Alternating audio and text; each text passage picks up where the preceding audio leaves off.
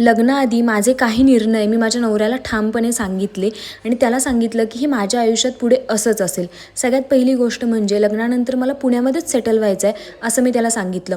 बाकीचे सिटीत चांगले नाही आहेत असं नाही आहे, पण आपल्या घरच्यांना म्हणजे पश्चिम महाराष्ट्रातून आणि विदर्भातून ना पुणे हे सगळ्यात जवळची सिटी आहे.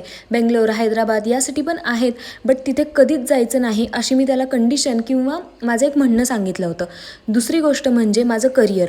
मी त्याला सांगितलं होतं की उद्या काहीही झालं तरी मी माझं करिअर कॉम्प्रोमाइज नाही करणार.